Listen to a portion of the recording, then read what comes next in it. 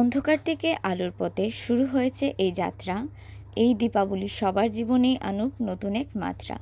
সবাইকে কালীপুজো ও দীপাবলির অগ্রিম অনেক অনেক শুভেচ্ছা ও অভিনন্দন। সবারই মোটামুটি দীপাবলির প্রস্তুতি শুরু হয়ে গেছে। প্রস্তুতি বলতে এই আর কি, বাড়িঘর গুছানো, বাড়ির চারপাশ পরিষ্কার করা, পুরনো প্রদীপগুলো রোদে শুকোতে দেওয়া, এই আর আমাদের তো দেখতেই পাচ্ছেন প্রস্তুতি শুরুই হয়ে গেছে। একটা বছর পর এই দিনটা আসে। এই দিনটা সবার কাছেই অনেক অনেক আনন্দের। বিশেষ করে দীপাবলির আগের দিনটাও অনেক অনেক আনন্দের, কারণ ওই দিনটাতেই তোড়জোড় শুরু হয়ে যায়।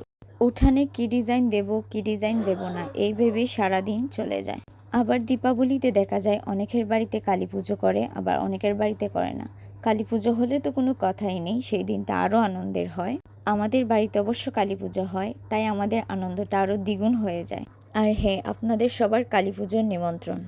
কালী পুজো, ঢাকের বাড়ি, দীপাবলিতে আলো দিয়ে চারপাশ সাজানো, এই সব কিছু মিলিয়ে যেন আহামরি সুন্দর একটা পরিবেশ তৈরি হয়।